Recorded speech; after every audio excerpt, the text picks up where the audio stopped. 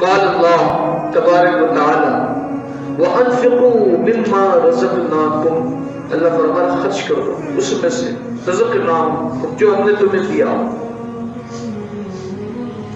من قبل ان یأتی احدکم الموت، قبل اس کے کہ تم میں سے کسی کے پاس موت آ جائے۔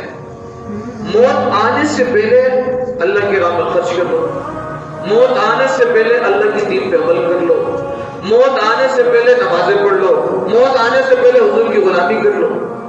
فرمایا وَأَنفِقُوا خرچ کرو مما رزقناکم اس میں سے رزقناکم جو ہم نے تمہیں رزق دیا۔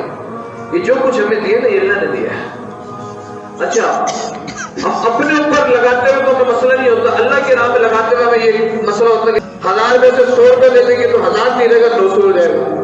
ہمیں اللہ کے مطلب دیا رب کا ہے، ہم اگر اللہ کی بارگاہ میں دے رہے تو رب میں فرمانا بدل الذی یقرض اللہ قرضا حسنا، کون ہے جو اللہ کی راہ میں قرض دے؟ اللہ کو کون قرض دے سکتا ہے؟ لیکن ایک چیز اس نے ہمیں دنیا میں دی، ہم نے دوبارہ اس کی طرف لوٹا دیا۔ رب فرمانا تو نے مجھے قرض حسنا دیا، تو نے مجھے قرض حسنا دیا۔ ارے بڑی بڑی بات ہے، بڑی بات ہے۔ رب، میں ہمیشہ سے ایک بات کہتا ہوں، رب بخشش کے رحمت اور نعمتیں بانٹنے کے بہانے تلاش کرتا ہے، وہ بہانوں سے بات کرتا ہے۔ تو کیا فرمایا؟ تم میں سے کسی کو موت آنے سے پہلے تم خرچ کر لو۔ فیقول ربی، ایسا نہ وہ بندہ کہ لولا اخرتنی الی اجل قریب، یا اللہ تھوڑی مہلت دے دے، میری موت کو تھوڑا سا اور ٹال دے۔